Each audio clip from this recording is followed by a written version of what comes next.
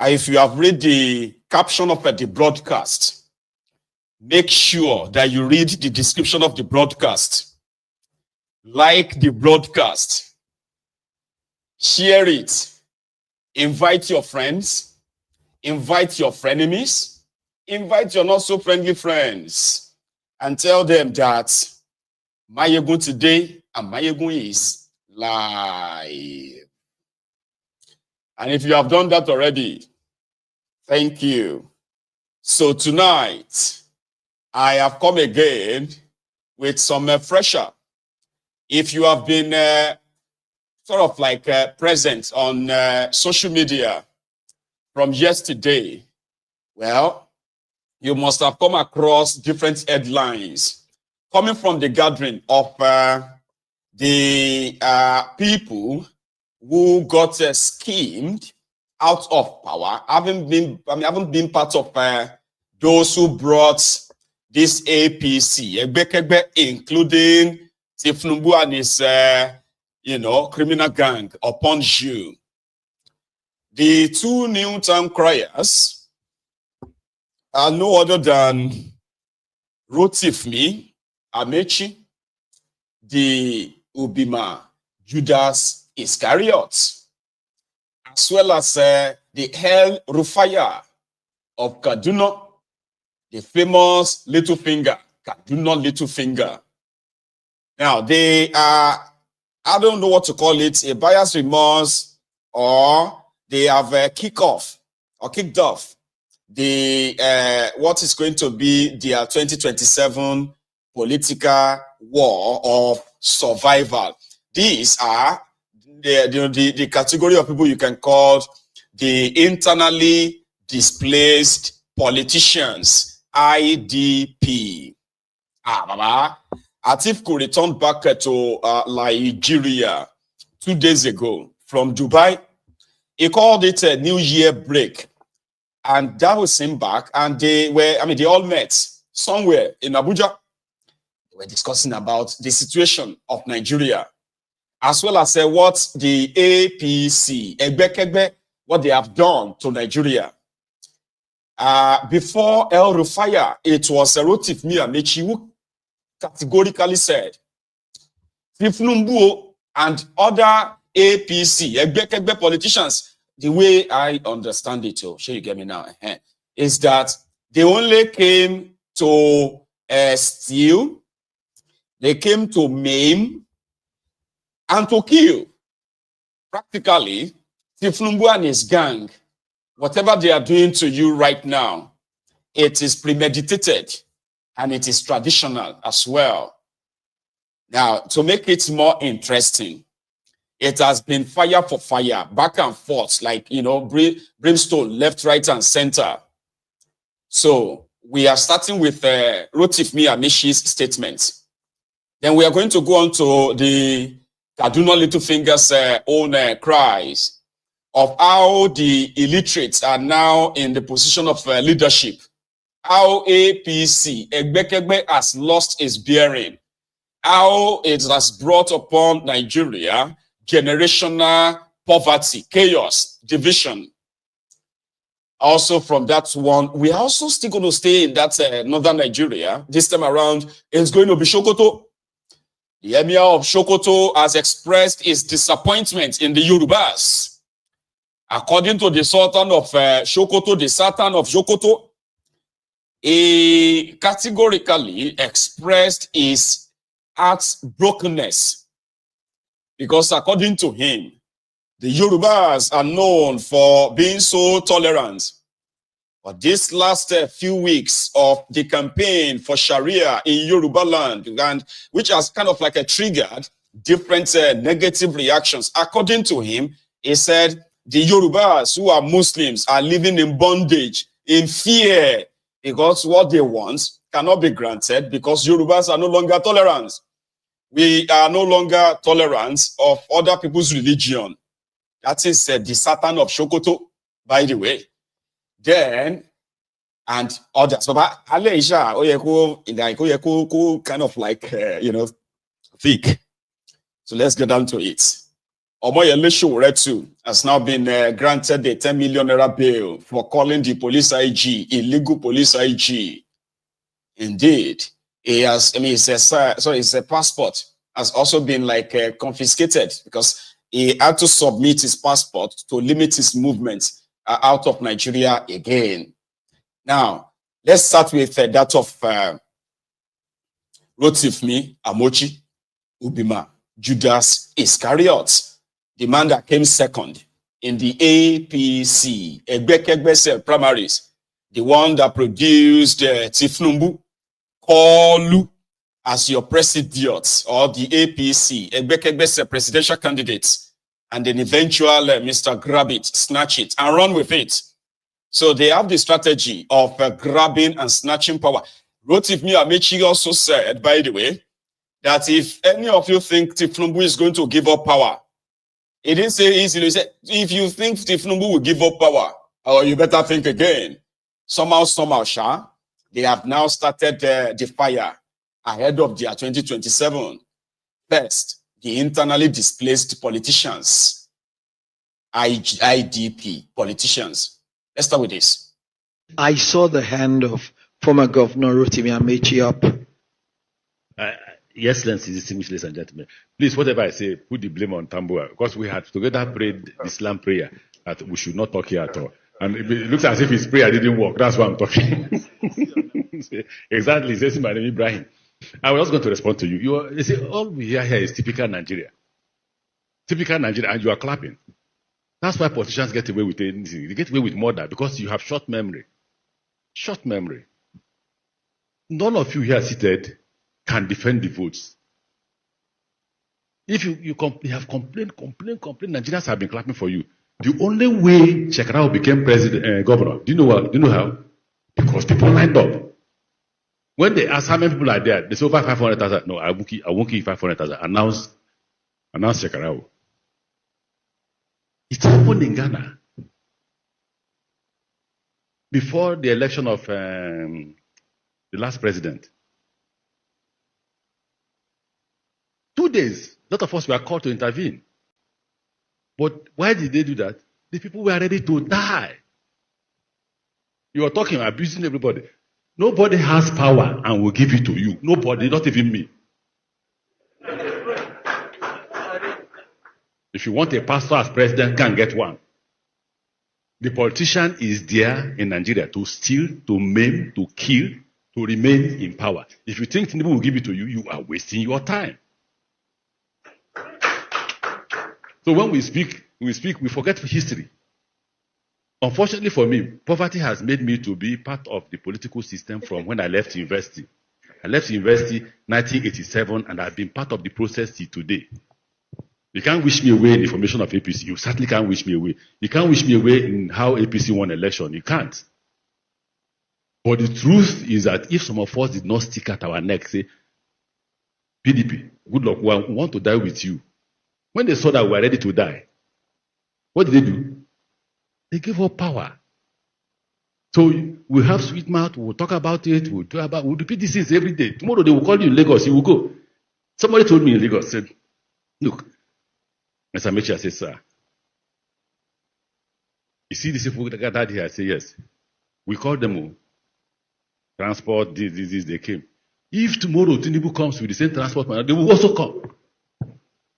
And the final example is when we are pursuing, APC was registered, and I was scared that, look, they may rig us out. So I got the party to agree that we will carry out a demonstration. They agreed that we will carry out a demonstration. We assembled at, where is that parade ground? Eagle Square. We released some money to go and bring women and all that. I walked in. One time I must go early to know what is going on before people will come. See the women gathered. Guess what they are wearing? Jonathan for president. God bless you.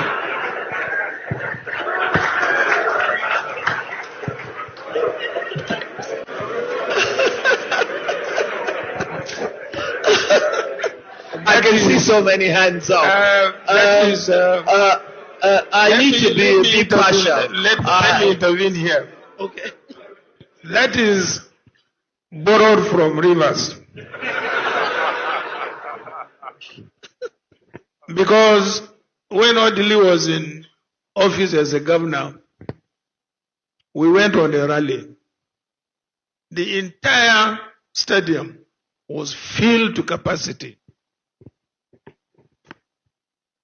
But before we could finish the rally, everybody had left. We were left alone. Then I asked what happened. He said they were paid for only 2 hours.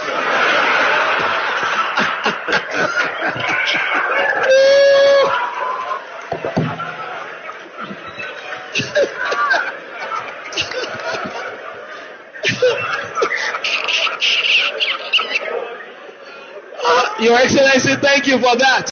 I saw the hand of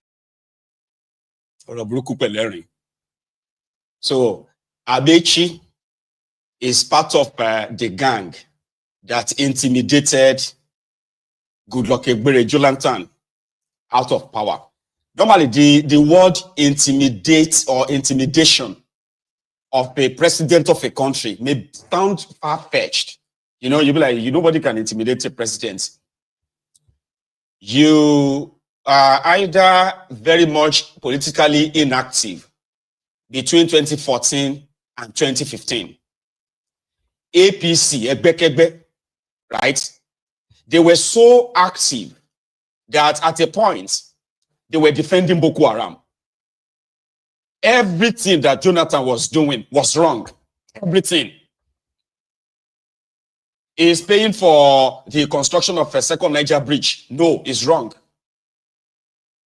Goodluck Ebele Jonathan is building schools for the Almajiri. Is wrong. Is wrong. Goodluck Ebele Jonathan tried to go and buy weapons to fight terrorists in the black market. It was wrong. Goodluck Ebele Jonathan hired mercenaries to go after Boko Haram. APC said Goodluck Ebele Jonathan was killing the northerners. There was almost like nothing. Everything that Jonathan did was wrong. Then he got to a stage whereby they were categorically saying they were going to form a parallel government. If they didn't say if they lose, so they said if Ebele Jonathan failed to leave power by 2015. But these guys, it became so much that they were able to recruit Obama, recruit Michelle, recruit top Democrats, recruit lobbyists, recruit propagandists. It was more or less like, if they declare Ebele Jonathan winner of 2015 election, what they did in 2011 will be a child's play. Do you know that they killed over 700 people because of 2011? Yeah, Boko Haram versus Jonathan in 2011. They killed nearly 1,000 people in northern Nigeria because they said, Jonathan rigged. He didn't win Boko Haram. Boko Haram was supposed to win. That was when they killed these 15 youth coppers in Bauchi. They entered the coppers' quarters. And they blamed them for Boko Haram's losing election. They said they used the coppers to rig for Jonathan. They killed about 15 of them killed because of 2011 election. By 2014, 2015, these guys were so mean. They invited Fulani terrorists to the border of Nigeria. Like they were almost like, and Jonathan didn't have the power to arrest all of them. But somehow, I believe that he got so intimidated that Jonathan believed that if he touched them, the whole country would go up in smoke. So he just kind of allowed it to play out. His own INEC chairman, was loyal. That's a Jagao. He was loyal to these miscreants who now took power and destroyed Nigeria beyond anything. So what Amaechi was asking them there is that how many of you can really defend your votes? Starting with how many of you right now have the same kind of like the same overconfidence or what have you to stand and face these rogues when they rig you out? What do you have to trade? What is that thing that you think you can do to force the hand of Tifnumbu to know that if they try anything, Like if he rigged the election, uncle, una go chase him out of that place. How many of you can say that? How many? Because that's the point. Because Tinubu and his gang, they will rig you. And how many of you are ready to actually really face them? This is not defend anything per se. How many of you will be ready? And it may sound funny. The added part was where, what about the people that you think are suffering right now? The same people that you believe are going through hell in the hands of APC, when they give them money, how many of them do you think you can buy as well? Now that Tinubu is there, how many of these supposed poor people can you buy? Because there's nothing called free and fair. The people that are suffering, they are willing and ready to collect 5,000 naira, 2,000 naira to revalidate whatever rigging figure APC is going to put in place. And the judiciary is going to be there. INEC is there to announce fake results. The judiciary is there to validate the fake results. What are you going to do when that happens? It's a big one. And that was where Elrufai, that was when he came in. First, he had this to say. I'm a founding member of the APC. If you go to INEC and ask for the form that got APC registered, I'm one of the 34 people that signed for it, and I was a founding member of the National Working Committee of the APC. But frankly, I no longer recognize the party. The party, no party organ of the APC has met for the past 2 years. No caucus, no NEC, nothing. I don't even know if it is a one-man show. It's a zero-man show. Okay. So, though I'm a founding member of the APC has left me behind. I'm still there where we were. We wanted to form a progressive party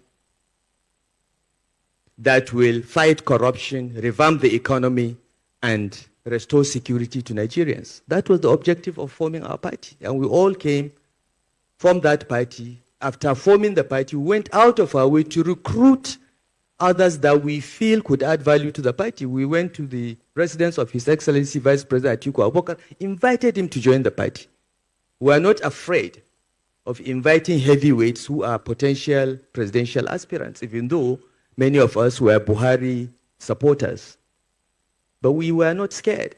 We wanted a broad-based coalition that will address the problems of Nigeria, and we were successful in it. But why the APC today? I don't recognize it, as I said. It has left me behind. I still believe that the purpose of political contestation in Nigeria still remains revamping the economy, restoring security, and fighting corruption. The problems are still there. However, I no longer believe that my party believes in confronting those problems. So the distance between me and the APC is widening. It has left me, it's driving at very high speed away from where I am, but I remain where I am. Because these problems remain the living problems of Nigeria. And they have to be addressed. And the only way to address them is through the instrumentality of political party.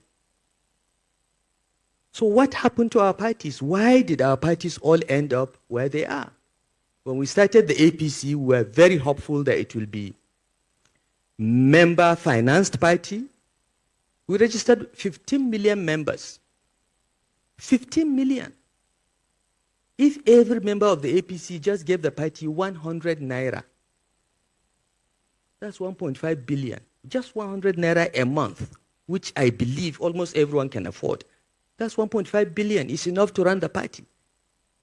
We had aspirations of that nature. We had dreams of a real, ideologically driven, progressive political party. But today it is something else. If you look at the life cycle of the PDP, it was similar. They all end up becoming a one-man show. No collegiate leadership, no democratic leadership, no internal democracy. And the parties get always get pocketed by those elected on the platform of the party. So if you look at what Professor Olukoshi outlined as the key issues to look out for in a party, ideology. What is the ideology of the APC? I don't know. We said we are progressive, but we are not progressive anymore. Okay? What about a societal project? What is our big societal project? I've mentioned the three. But now, if you ask people that were elected on the platform of the APC, they will say, I wanted to be governor. I wanted to be president. I wanted to. No, nobody talks about a national project, societal project anymore. It's about me. Me, myself.